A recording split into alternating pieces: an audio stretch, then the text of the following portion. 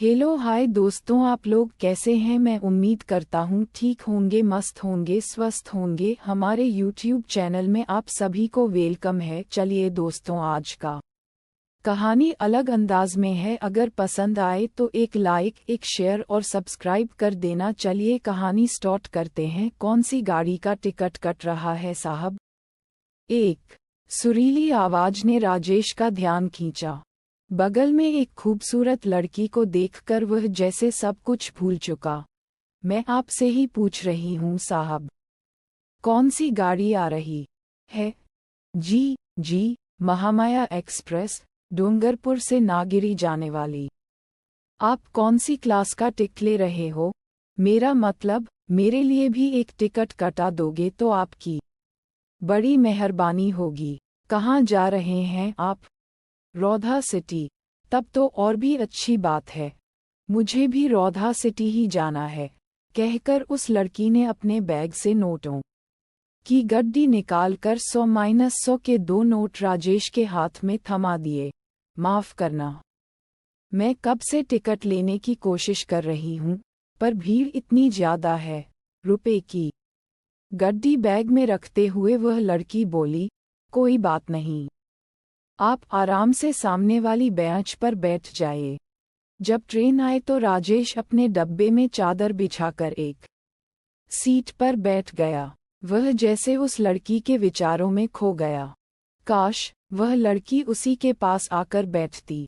अरे आप! थोड़ी ही देर बाद वह लड़की उसी डब्बे में आ कर राजेश से बोली, आपको एतराज न हो तो आपकी बिछाई चादर पर जी बैठिए।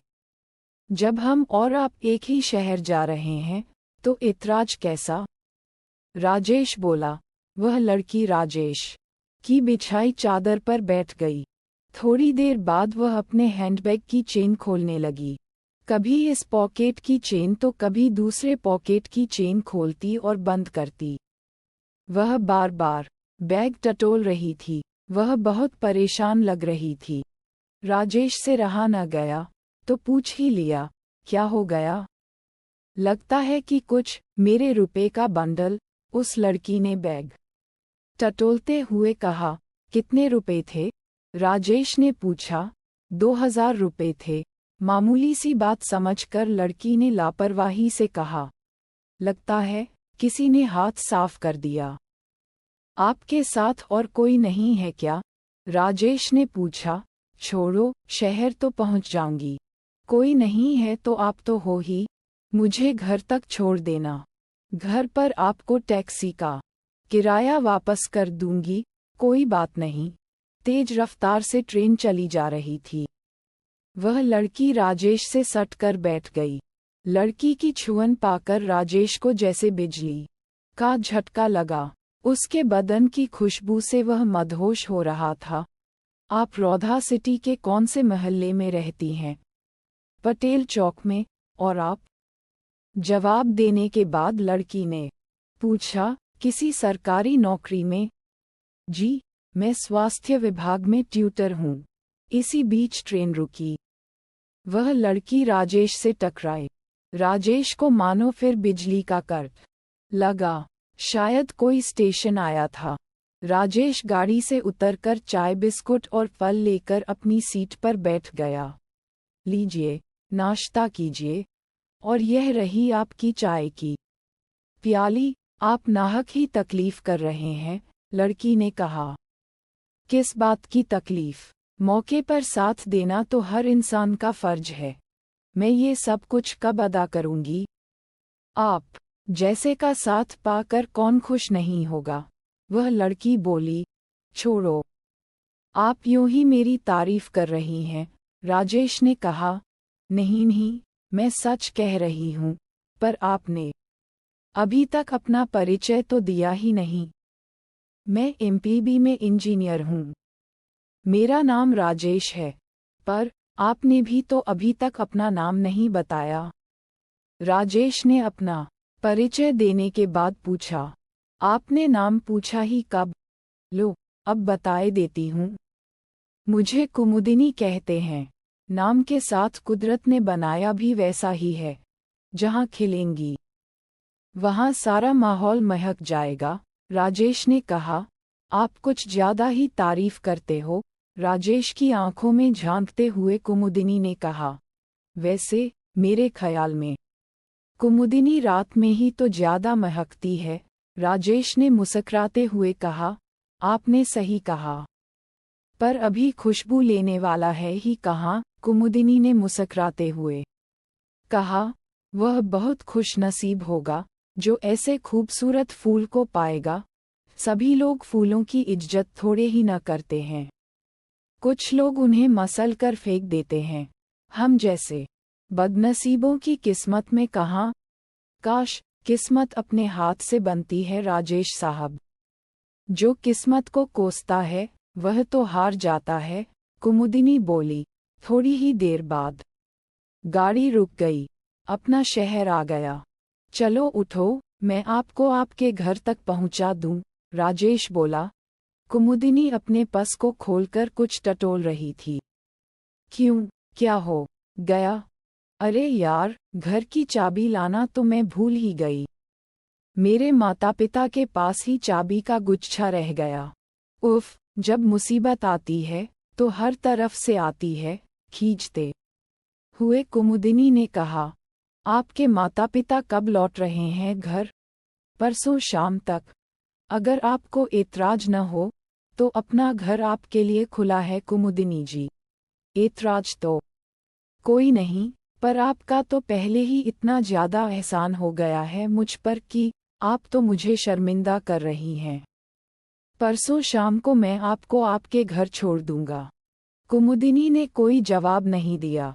राजेश ने कहा, लगता है आप फिर कुछ सोच रही हैं। कहीं आपके माता पिता या आपकी श्रीमती जी? माता पिता तो कब के चल बसे। श्रीमती जी भी अपनी बहन की शादी में मायके गई हैं। उन्हें ही छोड़कर लौटा हूँ। और फिर ये सब रहेंगे भी तो आपको क्या? नहीं नहीं, मैं अपने लिए नहीं सोच रही, मैं तो आपके लिए ही परेशान हूँ। किसी का मुसीबत में साथ देना कोई गुनाह तो नहीं। चलो, मैं आपको कोई कष्ट नहीं दूंगा, बल्कि मुझे आपकी सेवा करने का मौका मिल जाएगा। ठीक है, पर परसों मेरे साथ घर तक छोड़ने चलना होगा। वादा रहा। ट्रेन से उतरकर राजेश और कुमुदिनी टैक्सी से घर आए। राजेश के दिल में तो लड्डू फूट रहे थे। वह अपनी कामयाबी पर बहुत खुश था। उसने सपने में भी नहीं सोचा था कि इतनी ज्यादा खूबसूरत लड़की उसके सूने घर में चलने के लिए तैयार हो जाएगी। राजेश का आलीशान बंगला देख कुमुदिनी हैरान रह गई। दरबान ने बंगले का गेट खोला और नमस्ते की। नौकर ने राजेश की अटैची टैक्सी से निकालकर बंगले में रखी। मैडम, ये है अपनी कुटिया। आपके आने से हमारी कुटिया भी पवित्र हो जाएगी, राजेश ने कुमुदिनी से कहा। बहुत ही खूबसूरत बंगला बनाया है। कितनी भाग्यशाली हैं इस बंगले की मालकिन। छोड़ो, इधर बाथरूम है, आप फ्रेश जाओ, मैं आपके लिए कपड़े लाता हूँ, कहकर राजेश दूसरे कमरे में जाकर एक बड़ी सी कपड़ों की अटैची ले आया। अटैची खोली तो उसमें कपड़े तो कम थे, सोने चांदी के गहने व नोटों की गड्डियां भरी पड़ी थीं। नहीं नहीं, ये अटैची मैं भूल से ले आया। कपड़े वाली अटैची इसी तरह की है। और राजेश तुरंत अटैची बंद कर उसे रखकर दूसरी अटैची ले आया। ये लो अपनी पसंद के कपड़े। मेरा मतलब साड़ी ब्लाउज या सूट निकाल लो। इसमें रखे सभी कपड़े नए हैं।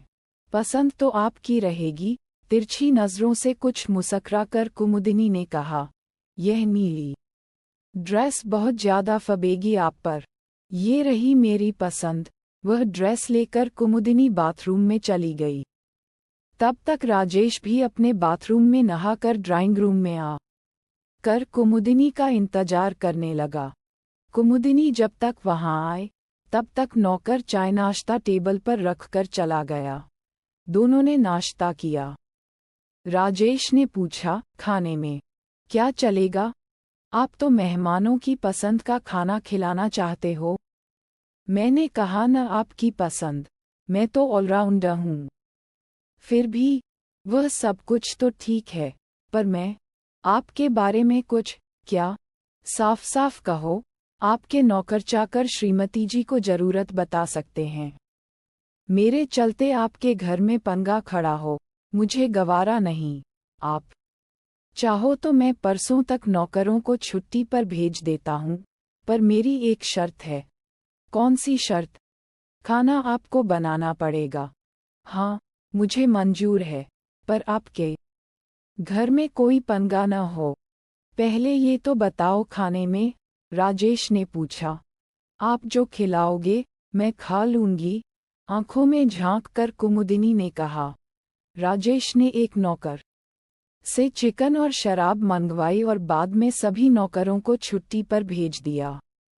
तब तक रात के 9 बज चुके थे। आपने तो? शराब से भरे जाम को देखते हुए कुमुदिनी ने कहा। जब मेरी पसंद की बात है तो साथ तो देना ही पड़ेगा, राजेश ने जाम आगे बढ़ाते हुए कहा। मैंने आज तक इसे छुआ भी नहीं है। ऐसी बात नहीं चलेगी। मैं अगर अपने हाथ से पिला दूं तो? और राजेश ने जबरदस्ती कुमुदिनी के होठों से जाम लगा दिया। काश आपके जैसा जीवनसाथी मुझे मिला होता तो मैं कितनी खुदकिस्मत होती, आंखों में आंखें डालकर कुमुदिनी ने कहा। यही तो मैं सोच रहा हूँ। काश आपकी तरह घर मालकिन रहती तो सारा घर महक जाता। अब मेरी बारी है, ये लो, मैं अपने हाथों से आपको पिलाऊंगी, कहकर कुमुदिनी ने दूसरा रखा हुआ जाम राजेश के होठों से लगा दिया। शराब पीने के बाद राजेश से रहा न गया और उसने कुमुदिनी के गुलाबी होठों को चूम लिया। आप तो मेहमान की बहुत ज्यादा खातिरदारी करते हो, मुस्कुराते हुए कुमुदिनी ने कहा। बहुत ही मधुर फूल है।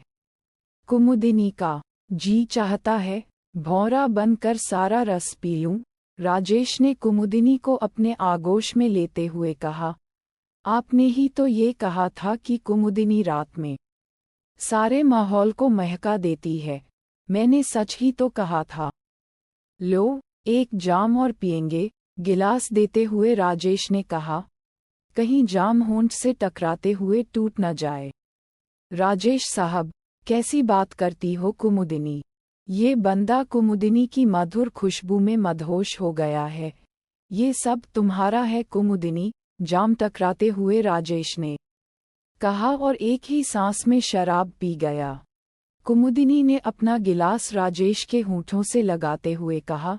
इस शराब को अपने होठों से छूकर और भी ज्यादा नशीली बना दो राजेश बाबू, ताकि यह रात आपके ही नशे में मदहोश होकर बीते। नशे में धुत राजेश ने कुमुदिनी को बाहों में भरकर प्यार किया। कुमुदिनी भी अपना सब कुछ उस पर लुटा चुकी थी। राजेश पलंग पर सो गया। थोड़ी देर में कुमुदिनी उठी और अपने पास से एक छोटी सी शीशी निकाल राजेश को सूंघाई। शीशी में क्लोरोफॉर्म था। इसके बाद कुमुदिनी ने किसी को फोन किया। राजेश जब सुबह उठा, उस समय 8 बजे थे। राजेश के बिस्तर पर कुमुदिनी की साड़ी पड़ी थी। साड़ी को देख उसे रात की सारी बातें याद हो आईं। उसने जोर से पुकारा, ए कुमुदिनी। बाथरूम से नल के तेजी से चलने की आवाज आ रही थी। राजेश ने दोबारा आवाज लगाए। कुमुदिनी, हो गया नहाना, बाहर निकलो। पर कुमुदिनी की कोई आवाज नहीं आई। तब राजेश ने बाथरूम का दरवाजा धकेला तो उसे कुमुदिनी नहीं दिखी। वह घर के अंदर गया। सारा सामान इधर-उधर पड़ा था। रुपए पैसे व जेवर वाला सूटकेस, घर की कीमती चीजें गायब थीं। राजेश को समझाते देर नहीं लगी। उसके मुंह से निकला, चालाक लड़की।